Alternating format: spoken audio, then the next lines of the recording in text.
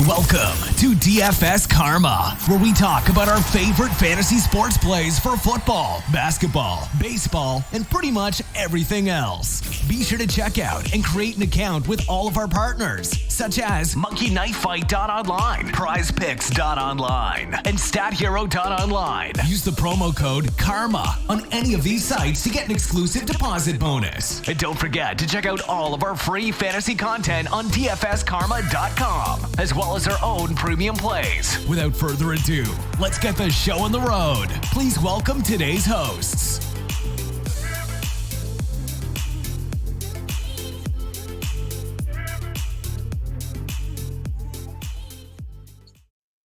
What is up, Karma Nation? Welcome into the Week 4 edition of the Game Theory Podcast. You can probably tell, regardless of what you're on, that I am not Ben.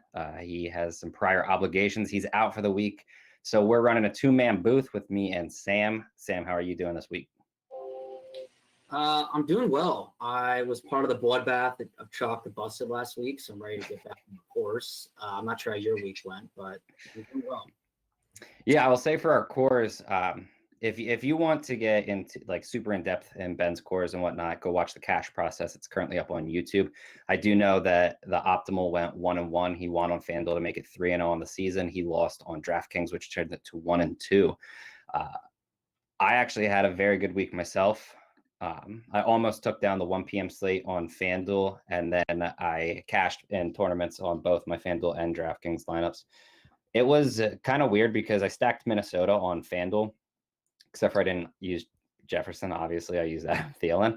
And then I stacked Seattle on DraftKings, but I also had DK Metcalf in FanDuel. And when he got that ball punched out, dude, I kid you not, I was the first prize was, I think, $50,000. I was 4 fantasy points out of first, and he got the ball punched out. So obviously you lose 2, don't get the touchdown. I was actually thinking, wow, like I could have been sitting in first, but I didn't even come close by the end of that game. I didn't have nearly enough exposure. I just had DK. So it didn't really sting too much after the fact. You know what I mean? But it definitely hurt at that point. What's up? No, I agree. It's funny. My last thing on I wasn't even tilting it as much, but it's just funny. Like, obviously I'm glad Russ is throwing and the Seahawks are just in such a high powered offense, but like, Carson somehow getting just none of those touchdowns and getting hurt was like that was like $1,000 swing for me. I was like, dude, this is like I couldn't. Especially getting hurt on that. You know what I mean? Like, yeah, it wasn't like it couldn't have been just like a stinger. It had to have been like a brutal injury where this guy is like, I don't know what you thought about that Gator roll, which I thought was egregious. I think it's weak. Don't do that in the NFL. Like it's crazy. We can get into this week though. Before we start, it's going to be the same as always. We'll go over the top 5 games in terms of Vegas total. We have a tie, so we're just going to pick what we want. Then we'll talk about cash plays, tournament plays. You can find all of our content on DFSKarma.com. I currently have my tournament article up. We will have a ton of content up on Thursday and Friday. And then if you want to get access to our core plays, our Discord, where we're talking literally every day, and it actually is probably going to help this week because we have some weird COVID stuff going on, plus a lot of injuries. You can go to dfskarma.com/shop and get that, or just go to the website and click subscriptions. Let's start with the first game, which, I mean, I don't know if you're surprised, but once again, Dallas has the highest total in the slate. It's the Cleveland Browns against the Dallas Cowboys at 56 is the over-under. Go ahead and talk to me about what you're looking at for this game, if anything, really. Yeah, I think the Dallas Cowboys have a pretty good offense, if you had to ask me. Yeah, I mean, it's funny. I feel like, I don't think we need to tell you how, Zeke I would never talk anyone off him any week. I mean, he has, through 3 weeks, 27. I was talking about this a couple of positive, 27 high value touches. He is involved in the passing game. He's, literally always on the field. He's always rushing. I think Cleveland's run defense definitely looks better this year, but it's also hard for me to judge because number one, it's only a 3-game sample. But number two, 2 of their opponents, I wouldn't exactly call stud teams in the Bengals and Washington football team. So I like Zeke. I'm unsure. I saw in Discord today, I thought I saw from Ben that Kareem Hunt may miss or something. Yeah, he's questionable, and it looks like they pulled someone up from the practice squad, so it actually looks like he's legitimately in danger of missing this game. Yeah, I mean, if he is gonna miss, then I have a lot of interest in Chubb. I mean, Dallas defense, on top of being injured, even before they were injured, they can't stop literally anybody. So Chubb, I mean, I think a lot of people get worried. It's tough to play either one because Chubb is such a good rusher and Hunt just does all the pass work. But Chubb is a more than capable pass catcher as well. He just doesn't. It's not, and he's like a really good catcher. So I'm not worried about that at all. I like him a lot. But my favorites in this game, obviously Amari. I mean, there's a lot of good options. You can literally play any of the receivers. But my favorite is, Amari has the most targets. He, for some reason, hoping I'm not jinxing it, has not gotten hurt yet, really, which is good. He has red zone targets. And I think he's going to be, I don't know who he'll line up with, but he can beat anybody. And then, I think I prefer CD to Gallup. I mean, CD and Gallup have kind of similar targets. Lamb has kind of a higher yards per target. I like that he kind of plays that slot role. And then if I was going to go like triple stack, I really like Dalton Schultz. I mean, he's played almost 70% of their snaps. He's run a route on 60% of those snaps.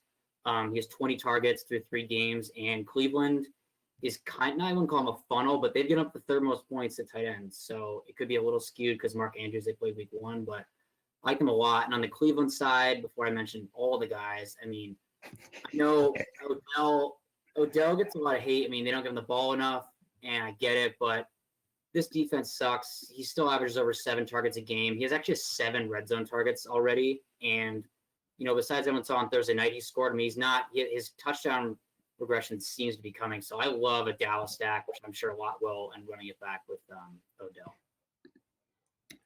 I'm good with that. The main thing for me is if Hunt's out, I'm probably just going to play Nick Chubb. It just makes sense.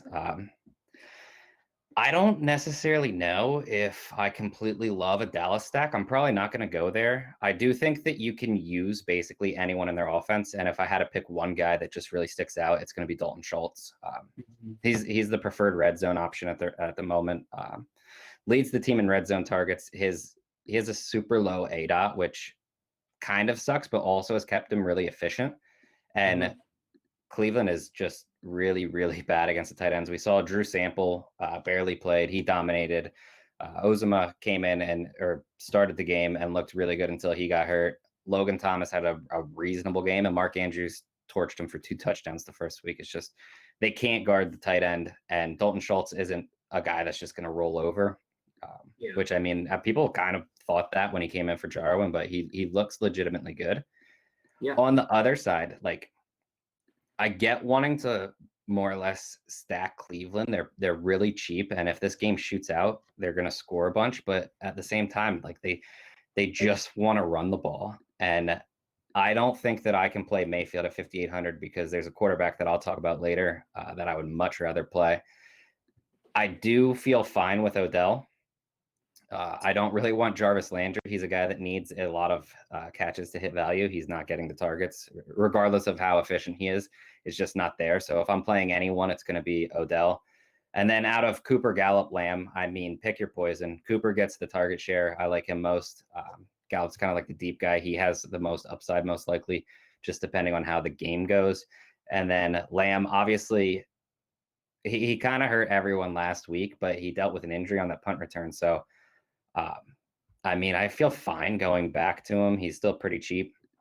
It's just kind of, they have so many weapons when you add in Schultz and Zeke, obviously, that you don't really know who's getting the touchdown. So it's kind of a roulette when you play them. But if there's one guy from Dallas that I'm looking at, it's Dalton Schultz. I'm curious your thought. I mean, would you play, because I do this sometimes with the dynamic duo. I mean, would you play Dak and Zeke together? Or if you were stacking Dallas, would you play pass catchers? And then if not, would you just go Zeke and then maybe hope they get a lead and play Odell coming back? Because I have no problem playing Dak and Zeke together, honestly. Yeah, Dak and Zeke are fine together. Someone asked me last week for the Sunday night game, would you play Aaron Rodgers and Aaron Jones together? And my answer is always going to be the same. Yeah, if they're pass catching back, feel free to play them, especially if they catch balls in the red zone. If they're getting red zone targets, play them together because you can always get the touchdown. if you have a guy like Adrian Peterson, no, I'm probably not going to stack him with Stafford because they both could go off. It's just not likely. You know what I mean? Yep, I agree. So moving on to, we have Minnesota up here again, which is, I feel like their games are just going to consistently turn into shootouts. But Houston, Minnesota at 54.5 points. The only problem is we don't 100% know if this game's going to play. We already saw Pittsburgh, Tennessee get canceled. Obviously, Minnesota played Tennessee, so they're more or less sitting on results. It looks like it should be fine to play. I believe everyone's tested negative 2 days in a row, and they're just going to test again tomorrow. So we should more or less know tomorrow whether it'll play or not. Mm-hmm. If it does, oh man, I feel like I might be going back to either team once again. Deshaun Watson and Kirk Cousins, I don't have any problems with either of them. I know Watson hasn't been overly dominant this season. You know, it's a slow start, but I expect him to get better. And Kirk Cousins, everyone acts like he's this terrible fantasy option. He's really not. He has over 20 in 2 of his 3 this year, and he's only 5,600. So even if he isn't, you know, like a top guy, he's super cheap, so it doesn't matter. I'm interested in Dalvin Cook. Obviously, Houston's run defense is just absolutely atrocious. We saw James Conner dominate him last week. Dalvin Cook is coming off of a really big game, 181 rushing yards, also caught a couple of balls, and he actually had 5 targets, so it could have been even better. Still not priced ridiculously high compared to the other backs on the slate, so I have no problems with him. And then I don't necessarily know if I'm buying into the Justin Jefferson breakout. It was a crazy good game. I still feel like Thielen's the top guy. They missed him on some balls that could have really made his box score look much better. I feel like I would be going Thielen and then run it back with Will Fuller, or if I'm going Will Fuller on the other side, I'm going to run it back with Thielen. But that's more or less what I'm sitting at. I don't want to chase the Justin Jefferson fantasy points at 5,200. Like if he was much cheaper, I feel like I'll find taking a stab there. But at 5,200, I don't really think that I want him. What are your thoughts on the game? Yeah, I completely agree. It's funny. Justin Jefferson is clearly good, and I think this is a thing where if I see he's getting a lot of buzz and he's going to be high owned, I have literally zero problem fading. But I don't know. I mean, he's averaging, 5 targets a game. I know he hasn't really break out till last week, but he's actually, if you look at kind of snaps, Thielen plays like 90% of the snaps, whereas Jefferson only plays like 68. But Jefferson actually is running routes on like a higher percent clip out of his snaps than Thielen is. So I think, not something I'd ever play in cash. I don't like the price bump, but Houston's defense is just such a joke.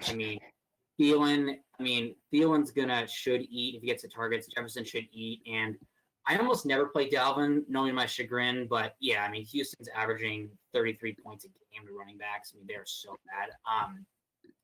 The other side, I don't know. I have a decent amount of interest in Houston. They've looked bad, but also their schedule has been brutal. They're 0-3, but the teams that they played are like legit 3 of the best AFC teams in the entire NFL. The Steelers are definitely, in my opinion, the best defense in the league. They only lost by 1 touchdown. The Chiefs, opening night, everything the Chiefs' defense is not too bad, and their offense is so high-powered. So I like them a lot. Fuller is interesting. He has such a high ceiling, and his floor is also so low. So it's tough, but I don't mind. Again, I'm not a Kirk guy. I know you and Ben, definitely I have less bias than I do, but I don't know. I like those two. I'm fine stacking Houston. The only problem I have is that the ball is spread out so much. Like their targets are literally almost exactly equal. So while I prefer, Cooks and Fuller for their upside, Cobb in the slot kind of needs catches, like you said, with Jarvis Landry for value. So you kind of got to play roulette there, but I don't mind. And we just talked about it in the previous game, but I still believe in David Johnson. He's still cheap. He seems to be healthy. He's getting targets, not a ton. And, compare the other summer running backs in the slate, he's avoided tackle rates, not as good, but I don't mind David Johnson even playing with Deshaun, but I think this is definitely a good game to target because I think their pieces will be high owned in Dalvin, maybe Thielen. I just don't think Houston's going to be that high owned, despite how horrific the Minnesota defense is. But I could be wrong. Yeah, I'd agree with that. I don't think they're going to get a ridiculous amount of ownership or anything. I have no problems going there. I agree with you for the most part. I don't know. It's just tough. Outside of Fuller, who I actually do think probably gets some ownership, it's tough to really know where you're going, and that's my biggest issue with them. I kind of want the concentrated targets there. But on to the third game of the slate, we have a matchup of the New Orleans Saints against the Detroit Lions with a 54 total. This is we know some cash guys in this game. Go ahead and tell us what you're thinking here. I mean, dude, what do you say about Kamara? Oh my God, that run on Monday, that was like, or that passing, that was like the craziest run. That was embarrassing for Green Bay. He should have been tackled like easily, like 4 times, and they just did nothing. Yeah, I don't know. Someone made a joke on Twitter. They're like, it looked like Kamara, like not only was that horrific tackling, he was like jogging. Like he wasn't. Oh yeah. That was light, but, yeah, for sure. Yeah, like Zeke. I mean, dude, this guy he's averaging 10 targets a game. I mean, I don't know what that seems. Obviously, that's not sustainable, probably, but maybe it is for him. He's an elite. I don't care that he doesn't get predominant amount of the rushes or all the rushes. I mean, Latavius Murray's a reach, but Detroit's not stopping anybody. So I like Kamara. You kind of got to wait. I saw today that Michael Thomas practiced. I think he's going to play. I think it has become very evident that he cannot afford to not play anymore because Breeze, I don't know. I'm not buying that Breeze is washed. I don't think that's the right term. He does not look like elite by any means. And New Orleans just made it clear they're going to run the ball. I mean, Breeze is only averaging like 30, 35 dropbacks a game. He doesn't seem to be able to really throw it deep anymore. I think he becomes somewhat viable in GPPs if Michael Thomas plays, and he will not be owned because he's looked horrible. People have watched him look horrible, but I don't know. I don't think I'd full stack the Saints. I think I would almost play Kamara, who I think honestly can account for such a high percentage of the points on that side of the ball. And then coming back, Galaday looked great last week, I thought. I think he'll only get more and more targets. He's clearly the preferred target for Stafford, but my favorite play on that side of the ball is got to be Hawkinson. I mean, I think I talk about him every week. He is averaging over 5 targets a game. He's running a lot of routes. He has 4 red zone targets. He's going to be against Jenkins, who sucks. And New Orleans so far this year has given up 28 points on average to tight ends. I mean, if Stafford can just, number one, if Patricia would stop running the ball with Adrian Peterson, but number two, if he just can like find Hawkinson in the red zone, I mean, he can eat. He just doesn't seem like he gets a lot of high quality targets, but I really like him. And I think this game, I think I can see the Saints winning this game. But I could also see it shooting out just if the Lions kind of come to play because the Saints defense has not looked tremendous in my opinion. Yeah, I mean, I like offenses that are pretty concentrated, and we have that with the Saints. I believe Michael Thomas plays, and assuming he does, 7,600 is egregious of a price tag. You're just going to lock him into cash immediately. You probably are going to want to play him in tournaments, but obviously you don't necessarily have to in that situation, especially with him coming off of an injury. They could play it safer. Just weird stuff happening. Kamara, I actually wanted to avoid Kamara initially because Michael Thomas coming back is going to eat away his targets. But the matchup against Detroit is just, oh man, it's so good. They're giving up like 160, 170 rush yards per game. So I don't trust that Latavius Murray is going to steal everything. I don't think that's going to continue. You're going to have to get Alvin Kamara touches. And if you're getting the ball to Michael Thomas, you're going to have to hand it off to Kamara at that point. I have no issues, I guess, taking a shot on Jared Cook. He's just so expensive. I would much rather TJ Hawkinson. Yeah. And then the other guy for Detroit is obviously Kenny Galaday. He came back. He looked really good in his first game back, scored a touchdown. We know that's more or less what's going to continue to happen for him. I will not be touching the quarterbacks. Not that I don't think both are good.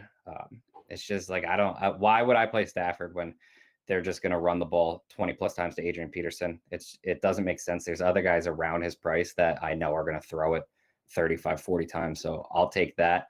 And I don't want to call Drew Brees washed or anything. He's still obviously very good, but he just seems, whether he can or can't do it, I don't know. He just seems very hesitant to throw the ball downfield. Like they were showing replays on Sunday night of just guys wide open down the field, and he's like pump faking and then dropping it off to Kamara. I don't think it's bad to drop it off to Kamara ever. The dude's elite, but also, sometimes you have to take shots, and he literally never is. So that's my big concern. And it's just there's so many concentrated fantasy points with Kamara, Thomas, Galaday, Hawkinson that like I there's no reason to go anywhere else here. And with it being such a high total, they all make really, really good plays in my opinion. Yeah. I mean, I agree. I think it's like, people definitely don't stack enough, but I think you can get, I mean, like we were just talking, I mean, if you just played Thomas and Kamara together, assuming Thomas is fully healthy, I mean, like, they can easily, you don't need to have Breeze, which sounds counterintuitive because a lot of those will be receiving, but like Breeze could easily throw for, 3 touchdowns, but only like 150 yards. And it's kind of like, I don't know, that's not really what you want. And like I was saying, I mean, Sean Payton, I think, is aware of this and just kind of wants to run the ball. So, I don't know. I don't have a ton of interesting Breeze either. No, I completely agree. And it is what it is at this point. If he burns me, he burns me. I'll be 100% fine allowing it to happen, but I'm not going to lose with him. You know what I mean? Yep.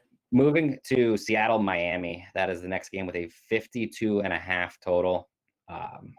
This game is absolutely amazing to me. If you read my article, you know that I'm all over Ryan Fitzpatrick. He's 5,400, has scored 25 plus in each of his last 2, and now gets Seattle, who's giving up, I believe, like 430 passing yards per game. It's not like we think Miami's going to stay in this game too much. So they're just going to be throwing the ball even more. Yep. I also love him with Devontae Parker. Parker has looked really, really good this season. He's just not seeing the volume. If you remember last year, early in the season, he also wasn't seeing the volume. I expect it to come at some point. Preston Williams has been seeing plenty of volume for him for only $4,500. He's just been so inefficient. It's ridiculous. Yep. So it feels like anyone that was thinking Preston Williams is the wide receiver 1, it's shifting away. It's going to be Devontae Parker. And I could have told you that, but my love for Parker has been since he got drafted, and I've been burned many times. The problem that I have is Isaiah Ford is getting way too many targets. Myles Gaskin is getting way too many targets. And then you obviously have Mike Gesicki, who I think is really good, basically playing slot. If I'm stacking, it's Fitzpatrick, it's Devontae Parker, it's Mike Gesicki. I do think that Myles Gaskin can be considered. He's not going to be high priority for me or anything. Isaiah Ford, I will not use. And then if we're looking at the other side, obviously Russell Wilson, Tyler Lockett, DK Metcalf, they're the go-tos. They're finally letting Russ cook him. It's just so beautiful to watch him. And then with Chris Carson not playing, it's Carlos Hyde, but at the same time, I don't even slightly trust him. And with running backs not being super cheap, he's up to 5,300 this week. And I just don't see too much reason to use him. I don't know if you feel different. Like, is Carlos Hyde someone that you're looking at for like cash or even in tournaments? I mean, no, because it's like historically, I'd be like, yeah, all Pete Carroll wants to do is, silence the best quarterback in the league and run the ball all the time. But now that he's not doing that. Yeah, I mean, what's to say that Carlos Hyde doesn't mix in along with Travis Homer and along with what's his name? So, I mean, I think Hyde sees a majority. I mean, like not a lion's share, but a majority, sure. But like you said, at 5,200, if he was like the min 4K, okay, yeah, I can deal with that. And if he burns me in cash at 40%, that is what happens. But yeah, I don't like him. I mean, my notes for Seattle says play everyone. I think that's dude, I don't know how. I mean, the thing is, like, if you want to pick one, you can choose. I mean, if I'm stacking this game, I think you have to have both Lockett and DK. I mean, that's just how it is. I don't have any interest in Greg Olsen, but I don't know. I love Myles Gaskin. Myles Gaskin is so good. He gets like over 5 targets a game. If Jordan Howard wasn't just for some unknown reason in on every goal line play, I mean, Gaskin has actually the 5th in the league in running backs for avoided tackles per attempt. He has 20 high-value touchdowns on the year already, which is good for, what is that? Whatever. I mean, that's like top 10 of all running backs. So I don't know. I mean, I like Fitzpatrick, and I think he's a great term play, and I'll probably play him. And I was telling someone in Discord the other day, I think the fun of Fitzpatrick is like he could easily throw for 6 touchdowns. He could also throw for 3 picks. Like you just never know. That's the fun of playing Fitzpatrick. But I don't know. It's hard to find a better spot. I agree with Devontae Parker, and it's funny. I wrote down how I think Preston Williams people might go to, and I think it's kind of a trap. Like he's running a lot of routes, but he just is not producing, like you said. I mean, he gets the targets, but Devontae Parker has a great matchup. He can beat anybody. And then despite Seattle not giving up a lot of, for some reason, they've given up a ton of points to quarterbacks, wide receivers, and running backs, but almost none to tight ends. But as you look into it, they haven't really played anyone with a tight end that mattered or a demonstrated tight end. So Gesicki should eat in this game. I think it's a good one. I mean, how many players would you take from this game, like max? I mean, would you take like 3 from the Seahawks and 2 from the Dolphins? I think that's too many. No, I'm fine with that. I'm cool with the double stack where you pick a quarterback, and then to me it's like very, very obvious. Lockett, Metcalf from Seattle, and Parker, Gesicki, because even though they're good against the tight end, Gesicki just literally plays a slot. So it doesn't matter that much. I agree with you that Myles Gaskin is good. I like Myles Gaskin. I thought he was pretty good coming out of college. The problem is I just don't see this being a great spot for him. Like he could catch 5 balls or something, but the upside's limited because I don't really see Miami stopping them whatsoever. So how much are they going to run? Like in the first 2 games we saw when they were down, he had 9 and 7 carries. I think he's probably a bigger part of the offense at this point, but not so much bigger that I think he's going to have 20 plus carries again, which, kind of hurts his upside. Yep. I agree with that. Yeah. We can get to the final of the 5 games. There's 2, and I know which one you would like to talk about. So we're going to discuss New England, Kansas City. Realistically, after watching Patrick Mahomes on Monday, I don't know if you cannot mention him on the pod. You know what I mean? So you start us off because I want to see how homer you hit with New England here. No, okay. So we're watching that game. I'm talking to my brother. We're watching it, and I was like, this is a horrifying. Like, I hate that we're playing this team. I mean, this is Mahomes. I don't know. I mean, what's there to be said? I mean, Mahomes is obviously a freak. It's funny. I think the New England pass defense still is good, but the problem is that, and everyone knows Belichick tries to take away your best weapon. And the problem is with that is that you're not going to take away Mahomes. And yeah, maybe they can try to limit Kelsey, except you can't because he's so big. And then Tyreek Hill is just so fast. So I get all those pieces and I'm fine. I don't really think I have any interest, in the kind of outside receivers as in Watkins, Robinson, Hardman really. But I think the matchup is really good for Clyde. I mean, he looked, I thought, really good. They're getting him more and more involved in that passing game. I mean, he's up to now like 4 to 5 targets a game, gets a lot of high-value touches. He's second in the league with 15 in avoided tackles per attempt. And in a game they should probably be winning, I like him a lot. They ran him through the end of the game, even when they had it in hand. On the New England side, yeah, I mean, do I think the Patriots are going to get blown out? I mean, no, it could happen. But I think Cam is pretty viable still. I think last game, like, he kind of let me down where I think they just never really was a doubt, and he didn't really produce that much. But he's still, despite what happened last game, he's still definitely their, like, passing and running game. I mean, they'll always scheme around, but I'm not playing Sonny Michel. If James White is back, I think instead of playing him, I think it just kind of eliminates him and Burkhead. If you were to miss again, I think Burkhead clearly has become someone who's kind of interesting. He's pretty cheap, but the only guy, I mean, I don't mind stacking this game and obviously playing Mahomes, but I still think Edelman is viable in the slot. I don't think he needs a lot of catches to get value, but he's not that expensive, and I think he will get those targets. And I don't know. I don't know who's going to be matched up with, but I kind of like N'Keal Harry still. He's really cheap, and in a game, like I said, the Patriots should be trailing, I assume, most or if not all of it. N'Keal Harry should get a decent amount of targets. I mean, I'm not sure what your thought is, but I think this game will be higher scoring and closer than people think. But yeah, so it's kind of tough because James White practiced today. He's going to be back, especially because he wasn't coming back from an injury, so you don't really have to worry about that. Initially, when I first saw the matchup, my immediate thing is that I obviously wanted to play a running back against Kansas City. Not going to happen. You can't convince me to play James White, Sony Michel, or Burkhead. If something would happen and one of them misses, I'm fine with Burkhead. It's going to be Cam Newton for me. We've seen Deshaun Watson run for a touchdown. Herbert ran for a touchdown. Lamar Jackson almost ran for 100 on Monday night. They're just not great at containing the quarterback, and Cam obviously is willing to run this season. So I'm fine with Cam Newton. If I'm playing him with anyone, it's going to be Julian Edelman. He's just getting a ton of their air yards, and obviously he's coming off of a bad game, but his price dropped 500. It's the cheapest he's been the entire season, and he's just a really good play that has a lot more upside than he has in the past, and I don't think people have caught on to that yet.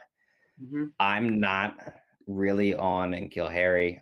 I get it for 4K, and I don't hate it. I'm not going to absolutely tell you no, but he's not someone that I'm prioritizing. I do think that Edwards-Helaire makes a lot of sense. It's tough to really know whether Belichick is going to try to take out Kelsey or Tyreek Hill. Whichever one he takes out, I believe he's going to take out. So I'll take the other one. You just kind of have to pick right. And I don't necessarily know. I feel like he's probably going to try to take out Hill because he'll use a safety over top to really make that happen. And if that's the case, Hardman comes with a lot of upside. He saw a decent amount of targets on Monday. I don't necessarily know if that's chasing fantasy points or not, but I'm not opposed to using him in tournaments. And then obviously, Patrick Mahomes you can use. I don't think he's the best play at 7,400. But yeah, I don't have any real issues if you want to use him. I don't know if I think the main thing, and again, it's all a guessing game, and the Patriots, everyone knows, build this change stuff up just on purpose and use different things. But Gilmore doesn't really travel to the slot a ton. He'll shadow and then he'll go there. So if you think, I know Tyreek plays in the slot a lot, but also, is such a deep guy. He kind of does a lot of stuff. So I would be willing to bet he tries to shadow Tyreek with Gilmore, but I don't know how successful that'll be. He'll shut him. I don't think Tyreek's in for an explosion game of 200 yards and 2 touchdowns. Now that I said that, he probably is, but he can still produce. He's just so fast that he can still beat Gilmore. So it's kind of tough, but I think probably Kelsey will get a ton of targets, and I don't really see who's going to stop him. Honestly, it doesn't really matter, even if they're double covering him. So if I was going to bet on targets in this game, it would probably go to either Edwards or Travis Kelsey. Yeah, I agree with that.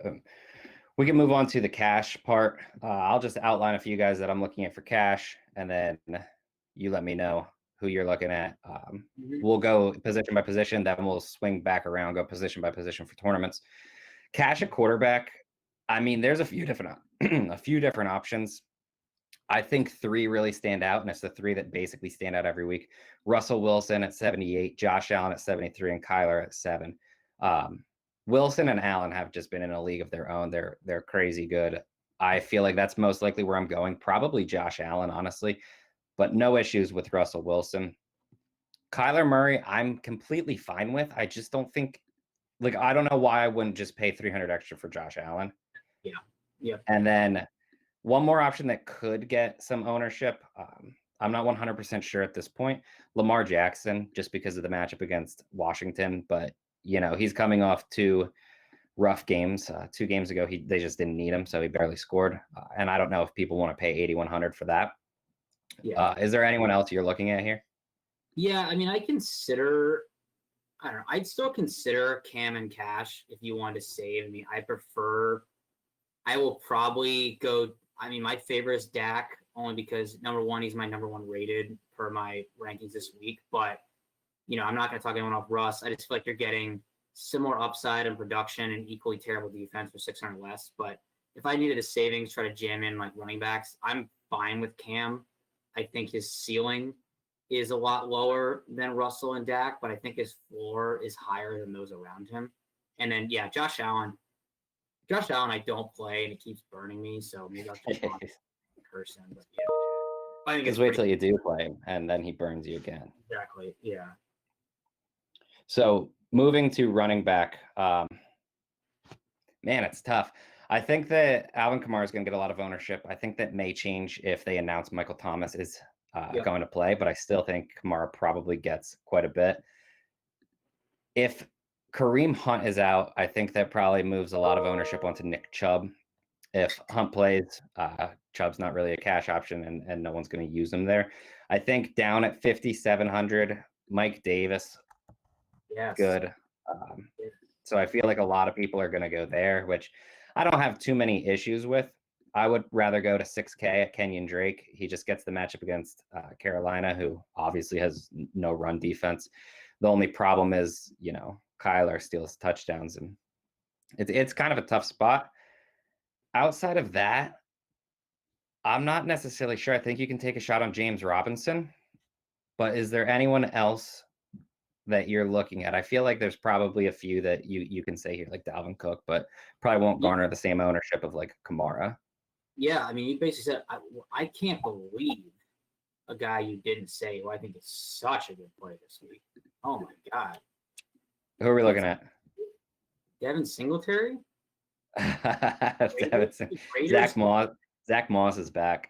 Yes, I was wondering how serious was his injury from last? Because I'm just wondering. I mean, the Raiders just give up so many points to running backs. They can't stop. Zach Moss? Yeah, I mean, was his injury? I mean, do you view him to be back and kind of full, taking a lot of those rushes and targets away? I mean, Singletary seems cheap against a bad defense. Yeah, I mean, listen, if Zach Moss misses, thrust Devin Singletary into cash. I said it last week. I'll play him in cash. I'll do it once again. Devin Singletary is a very good running back in my opinion. The only thing slowing him down is that Zach Moss is also playing. I do think that Zach Moss, I think he practiced in full today. I think he plays his normal role this week, though. And if that's the case, Singletary is not in cash or not in my cash consideration just because Moss comes in immediately in the red zone. And it's just not a safe play to me. Yeah, I mean, I will probably play Zeke in cash a lot. I mean, a lot of time, even if I play Dak, I mean, I think again his receiving upside is not near what Kamara's is, but he's in the game so much, and he can. I mean, take the other week when Dak ran in 3 touchdowns, and that could have been Zeke, and he has more similar. So I like that James Robinson call. I was wondering about that one. I mean, would you say he's cash viable for you? I mean, I don't know if he's more cash or tournaments. I mean, I can't. Yeah, I think he's cash viable. The only problem is I don't really want to pay $6,500 for him. And for me personally, I would likely drop down to Kenyon Drake. But I do think you can. He looks legitimately good. It seems like he's actually a good player. And clearly Jacksonville's going to ride him. So I don't really have too many issues with it. Myles Gaskin, 5,000. Yeah. Moving on to wide receiver. I mean, this is kind of tough. I think the clear-cut option that you're definitely going to play is DJ Moore. He's 5,600. He's getting a ton of air yards, and he's in a good game. I will say, I think on the other side of that, you're also going to play DeAndre Hopkins. The only problem is Hopkins missed today with an ankle injury, so we got to kind of keep out for that, and that will obviously affect quite a bit for cash if he happens to miss this game. Will Fuller at 59, I think, is cash viable. I will say either Seattle receiver, Tyler Lockett or DK Metcalf. They're both right around 7K. I don't want to say it, but I mean, Brandon Cooks at 54 in this game looks pretty appetizing. way too cheap. Way too cheap. The problem is, putting Brandon Cooks and Cash together is a tough spot altogether. It's bad because he could have one target or he could have one catch for 18 yards and then get hurt. So that's very real possible. I mean, CeeDee Lamb at 54. I mean, that to me seems like that's cheap. Yeah, Mike Evans as well with Chris Godwin hurt. And then I mean, I don't know if you feel comfortable going back to it, but I don't think he's going to be owned. Scotty Miller's only 4,100, and it's not like he's not getting the looks. He just so happens he didn't produce the 1 week that I was more or less all in on him because he had 3 for 83 last week. Like he's been solid. He's cheap. Godwin should be out, and then isn't Justin Watson hurt as well? Pretty sure. I know. I don't know if Watson is. Yeah, one of them is hurt. He was a full participant, but I think Scotty Miller didn't practice today. If Miller's out, Justin Watson, what is he like? Almost min price. He's 3,400. Like, just take your stab there. Yeah, I mean, and then you said it earlier, but Michael Thomas. I mean that's pretty just price. That's like a must play. It's 76. Oh yeah. Sorry, I was thinking. Yeah. Assuming he plays, Michael Thomas is locked in. At tight end, dude, I don't even know where to go here because I know. Are you just going Logan Thomas at 3,500? The answer has always been Logan Thomas. I mean, if I get up a salary, if I'm like kind of doing whatever, I mean, I would absolutely play Dalton Schultz. But I mean, a lot of times in cash to really jam in the guys you like that are studs, you need the savings, and he's 800 more than Logan Thomas. But the literal only two guys in consideration for me for cash right now are Dalton or Logan Thomas. Logan Thomas's targets are just insane. Yeah, that's what I have too. I honestly don't think that Dalton Schultz is going to be that high owned. It could change come Sunday, but people seem to either spend up or spend down. And not to mention Evan Ingram, who's just seen as a naturally better receiving tight end, is 100 more. So I feel like if people are looking at Schultz, they're just going to be like, oh, Evan Ingram's 100 more. I'll play him. You know what I mean? Yeah. I mean, honestly, I'd be fine. Yeah. I mean, if you have the other guy that I would actually consider in cash, I know their defense is whatever. I mean, Hunter Henry at 46, I would still consider just because I think Herbert, I'll concede to you. I gave you shit when you talked about Herbert in the draft. Herbert is good. No, he is good. And I hope that he gets the opportunity still. Last week, I mean, I know I'm going on a tangent here, we're talking about cash, but I mean, remember last week to drive down 99 yards and no timeouts and almost score a touchdown? That was awesome. I thought that was incredible. He clearly is good. He's still young and new, but I think he makes guys like Hunter Henry and Keenan Allen pretty viable. So, yeah. Yeah, I'd agree with that. Yeah. We can move to tournaments quickly and wrap this up in a few minutes. Quarterback, who are you looking at for tournaments? My favorite tournament quarterback, and this sounds awful, is Jared Goff. He has an incredible matchup.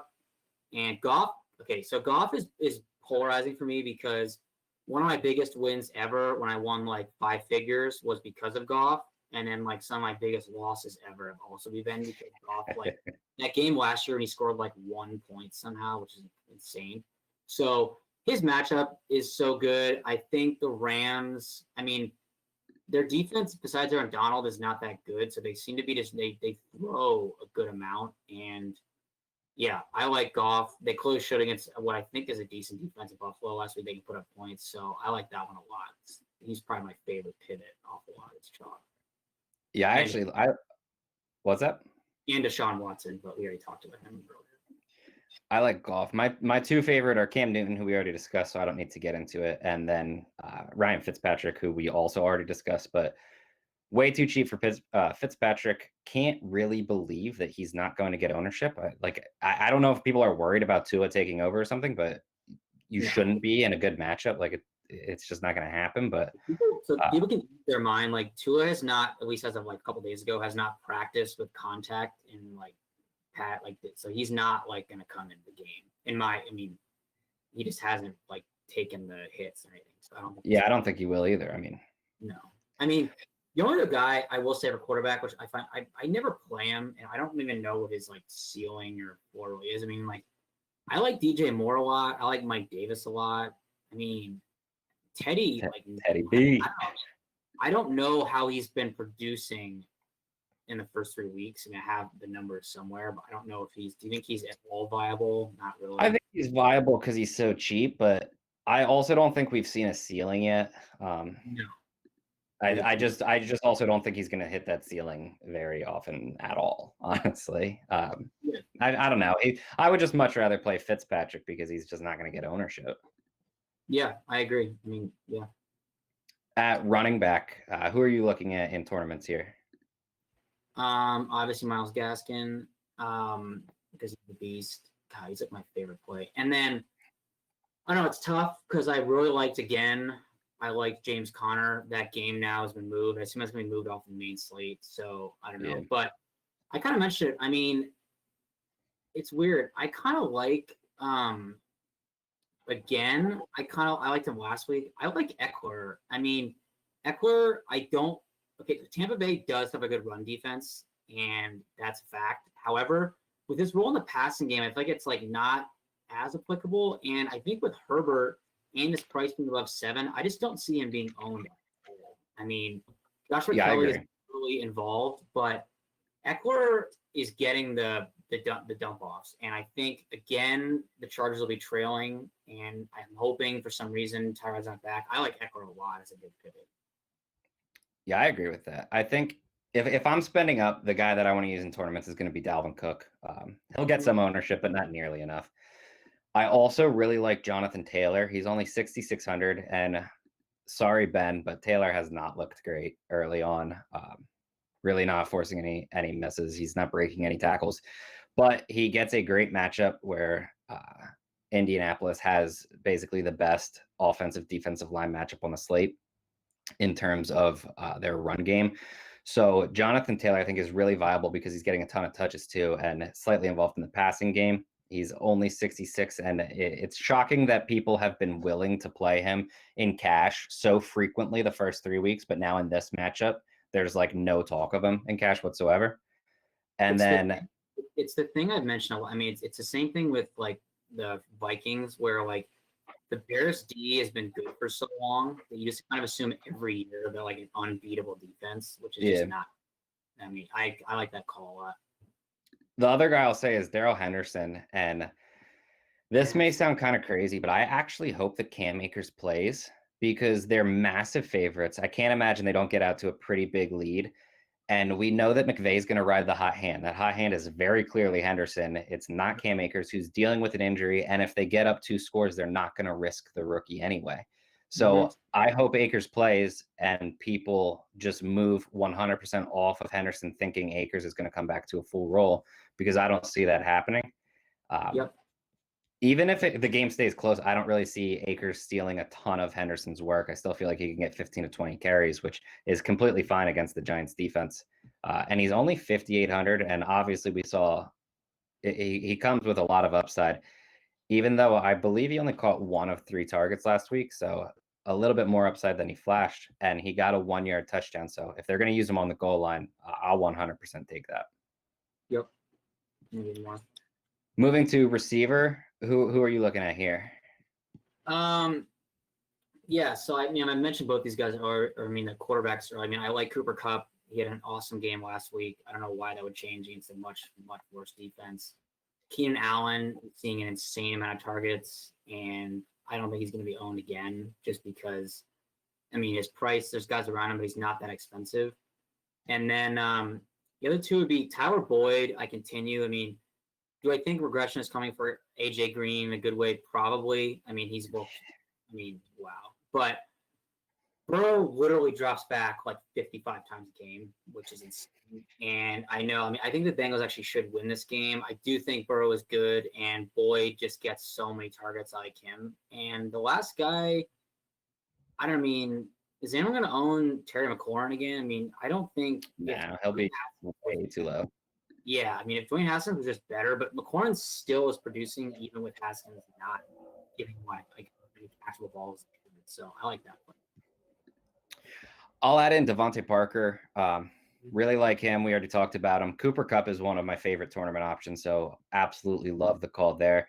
Same with McLaurin. Outside of that, I mean, you can take like a shot on Julian Edelman, but I'm probably playing slightly chalkier receivers. I will add one for cash or tournaments, really.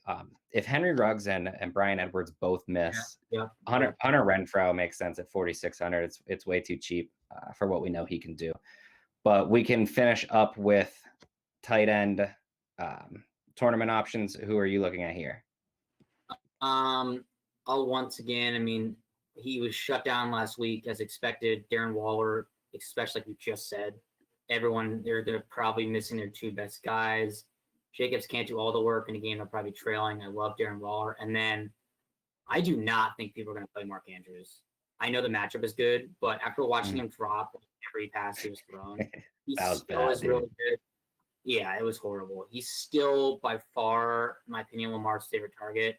And people just don't own normally the expensive tight ends unless it's like Kittle who's not on the slate or Kelsey or Gronk when he used to be a stud. So I like Mark Andrews. I don't think he'll be owned, and I have to expect other people watching him suck it up on Monday. I like that.